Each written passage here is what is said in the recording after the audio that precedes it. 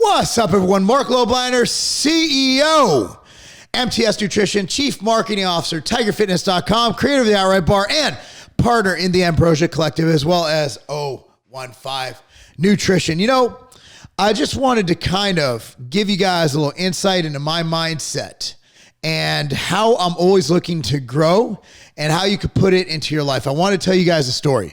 But before I get to that story, be sure to like this video, subscribe to this channel, and click on that notification bell just so you know when I have these videos up. YouTube's not good at telling people I have videos. So I'm going to take it in my own hands, and y'all are just going to say, hey, notify me when this guy gets a video up. So this is a very small deal in comparison with a lot of other deals I've done.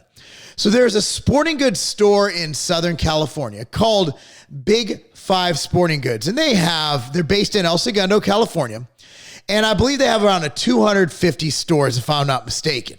So I just found out that it is shipping this week. Well, I just found out they're actually going through with it, that the Outright Bar will be in all Big 5 sporting goods locations. Now, sporting goods stores generally aren't huge retailers for bars.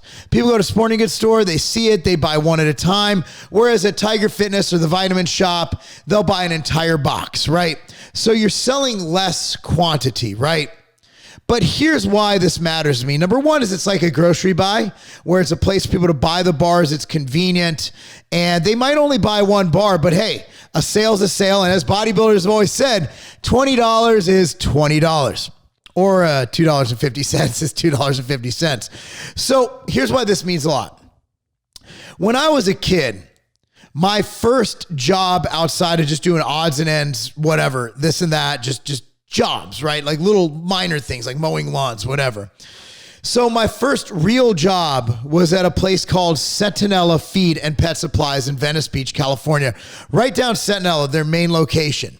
And I was a stock boy, and I worked at that job when I was 15 and 16 years old to start saving up money. And also my parents weren't doing very well, and I knew I wasn't going to be able to afford college or to do anything at all for that matter, to afford to live on my own if I didn't have a job. So I did that.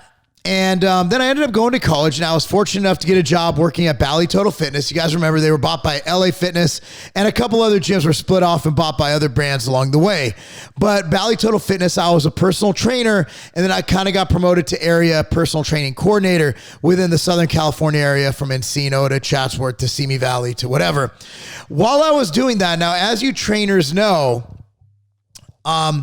weekends kind of suck. People don't normally come to the gym and go to their personal trainer. They'll go before work. They'll go after work. Generally speaking, they're not coming in on Saturday, Sunday. So I'd be lucky to have 1 to 2 clients on either of those days. And I needed money, man. I was broke. I had to pay, even though my school, I was lucky enough to be good at football, I still had to pay for my books, right? I still had to pay for that. So, and living expense, right? Because what happened is I ended up hurting my knee. So I didn't ever play football in college. But I was able to get a lot of financial aid Division III because I played ball. And they kept all that aid because I was broke. It was really good. So anyway, long story short, I got a weekend job working 8 hours each day, Saturday and Sunday, at the Big 5 Sporting Goods. I believe it was on Moore Park Road in Thousand Oaks, California. I went to California Lutheran University. That was a job where I basically was in a shoe department. I sold LA gear. It wasn't when LA gear was cool. It was after LA gear went out of style. They were like $29.99 a shoe. But man, it was a great job. Now, I believe it was minimum wage, which if I'm not mistaken was like $6, $6.50 at the time. And, you know, I'm one of those guys who I understand minimum wage isn't supposed to be your permanent job and you should work up. Now, Big 5 would have been a great career. They had some great upward potential. I remember reading about it. I had no intention of it. It was for me just a weekend job. But you could work up and become assistant manager, become general manager, become district manager. A lot of upward mobility, but let's be real, man. I was just a low talent, minimum wage employee getting paid what I deserved. And that's why I had 2 jobs. That was my second job. And that's what you did back in the day. You didn't complain about minimum wage. You realized that, shoot, if I can't work my way up, if I don't earn more money, if I don't make myself more valuable than minimum wage, then this is where I'm going to be stuck, and that's nowhere to be. I knew people working 3 minimum wage jobs. I worked 1 Bally was more of a training. So I was able to get, I was making $21 an hour as a certified personal trainer at 17 years old at Bally. Bally was really good to me. And when I did my personal training coordinator hours, they had me at, I believe, it was a little over $10, but it wasn't bad, especially for the time. Now, California was more expensive, but yeah, we scraped by. And then I left both those to actually go to Weider, where actually, believe it or not, I took a pay cut from what I was making. I believe my initial salary at Weider Publications, I actually found the initial offer letter they gave me at 19 years old, was $24,000 in California. But they made the mistake of giving me an open-ended commission. So let's just say that I multiplied that by a few. But anyway, long story short, selling into Big Five shows me the kind of circle of life in business, right? Big Five Sporting Goods gave me the opportunity to pay my way through school, to afford rent. They gave me an opportunity. They hired somebody at minimum wage and gave me the opportunity to learn, to develop. As a retail salesperson, I had to deal with many people. It helped me develop interpersonal skills. It helped me learn how to sell. And as you guys have heard on my channels all the time, sales are king, man. The one job in this world that is indispensable that every company needs is sales. Well, I'm going into academia.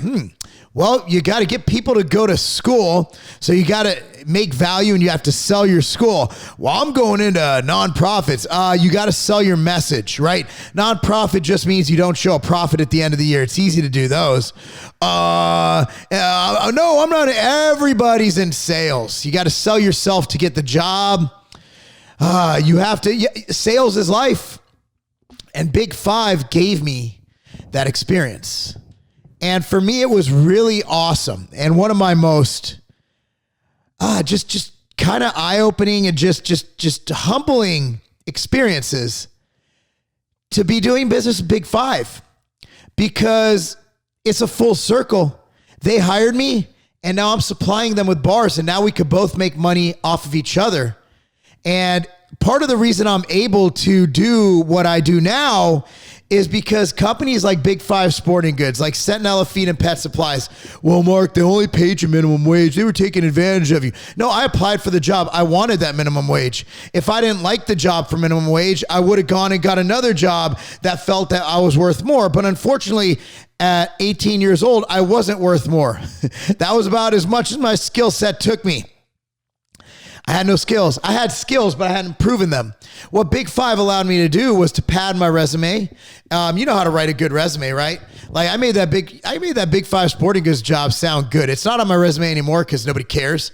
I don't even show my resume. I own my companies. Like, what am I going to apply for a job with myself? But I mean, at the end of the day, Big Five Sporting Goods gave me a retail sales experience, which I think a lot of employers looked at, and that definitely helped me get my foot in the door at Weider. So a lot of people, when you graduate college, this is where I get kind of upset at the new school. It was like this when I was in college too. You expect that because you have that piece of paper that says Bachelor of Arts or Bachelor of Science or whatever degree you have, even a master's, you think that you're going to just step out of school and walk right into a job giving you $100,000 salary. And that's just not going to happen, guys.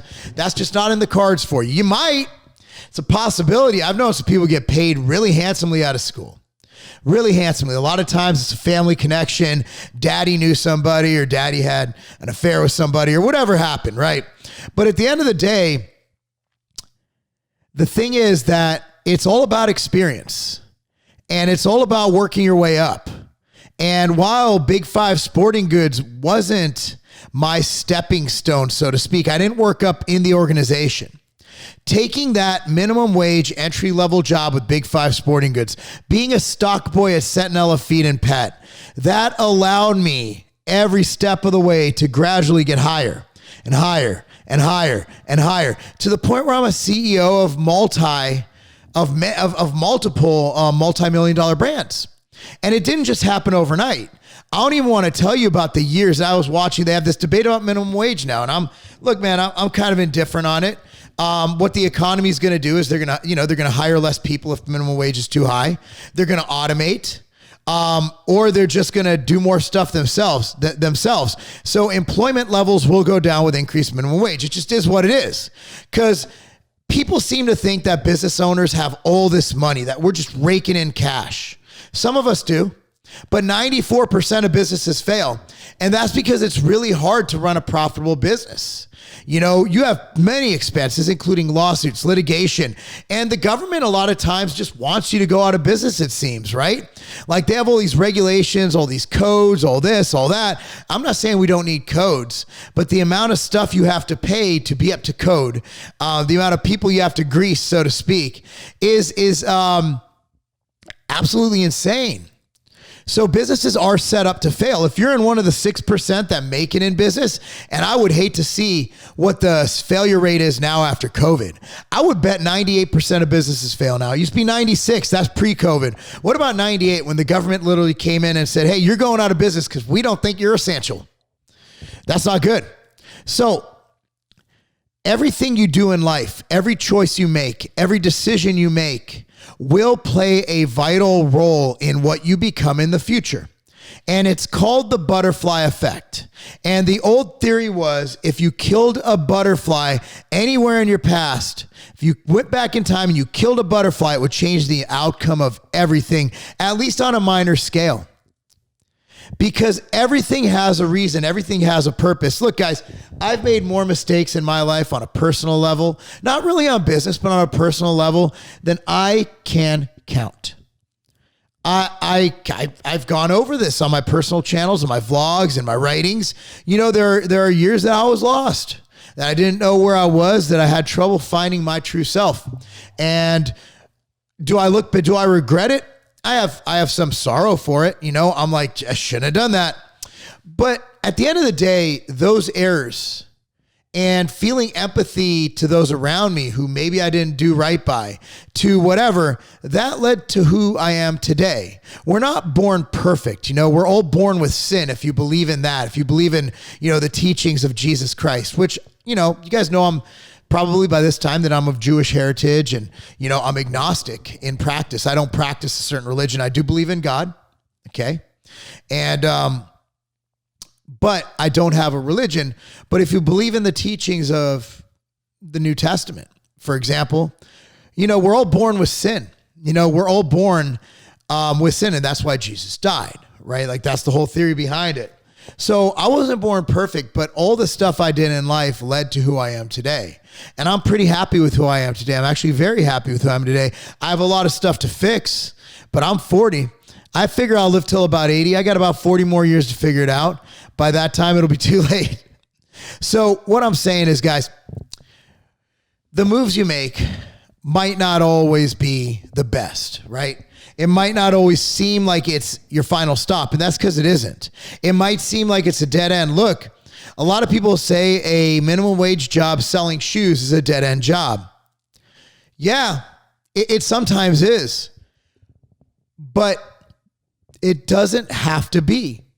If you don't like how much you're making, side hustle. I told my wife the other day, and we didn't have the opportunities on the internet that we have now when I was a kid. When I was in college, man, you just went out and got a job. But now with the internet, everybody, you and you can have a side hustle. What can your side hustle be? I don't know. It depends what you're good at. Maybe you're good at, maybe you want to sell t-shirts. Maybe you can make t-shirts. Maybe you have drawings. Maybe you're great at, my brother-in-law does, man. Maybe you're good at cars. Maybe you could go in, buy some old car shit, fix it up, make it like new, and sell it on eBay for thousands more than you bought it for. I don't know. But I told my wife the other day, I can't really respect anyone anymore without a side hustle. There is no reason that everybody out there doesn't have a side hustle. I'm doing pretty well. I'm living in the hills of Brentwood, Tennessee in my big ass house. I like it. I still have a few side hustles. I have like 10 side hustles because what side hustles do, it provides insurance. And I learned that the hard way. You know, I've been screwed in a couple partnerships, a couple businesses. And if I didn't have my side hustle, man, I'd be in a really bad spot at times when I didn't have the bank account at all. I didn't have a bank account, period. I had negatives sometimes, not negative. I never carried debt. That's another video about carrying debt. Don't carry debt. What I want to get to you guys is that it's all about leveraging who you are. It's all about leveraging your skills, and it's all about progressing in life. Progress. Do the best you can. and be sure to take a lesson out of everything you do. Look, man, I learned a lot stocking shelves at Sentinel Feed and Pet Supply. Also, I was the youngest guy there. Every time a dog shit in the aisle, I'd have to clean it up. Taught me humility, which led to when I was going store to store selling Extend when I owned Scivation, when a store owner, a 19-year-old kid, is telling me that I'm a piece of shit and my product sucks, it allowed me to just take it in stride and know that maybe I do suck to him. But that doesn't matter. I'm just going to keep grinding, and I'm going to keep grinding, and I'm going to keep grinding. That's another thing. Going to the gym in the morning and doing cardio is not grinding. That's called being healthy. We all should be doing that. That is not grinding. Grinding is when you have to get up in the morning and work 3 jobs because you have mouths to feed and bills to pay. That's grinding. So you Instagram people who normally come from rich families who have your own personal photographer and videographer on hand, you're not grinding. You're simply exercising and filming it. But I respect you because that's a side hustle that you've actually made your main hustle, and you really don't have to have a real job anymore. Congratulations. Anyway, guys, that's all I got. Whatever you take out of this video, I want you to just take this message home. Everything you do in life leads to the outcome of what you become. Whatever it is you want to become, whether it's a CEO, whether it's a professional dancer, whether it's a professional football player, whether it's a professional soccer player. You know, my daughter knows that every time she practices, every time she touches weights, every time she does foot skills, that's going to lead to her potentially being a professional athlete. And if she doesn't become a professional athlete, it'll lead to her having the discipline to be a great employee or employer of many people. Anyway, guys, thanks for watching. I want you to subscribe to this channel if you haven't. If you have, I want you to make sure you click on that notification bell. After you do all that, I want you to tell at least 10 friends how awesome this place is. And I also want you to go to tigerfitness.com and support us. Sign up for our newsletter in the description box, man. We got some good articles coming your way. We have some epic content. Anyway, guys, thanks so much for watching. I'm Marc Lobliner, and that's not a game.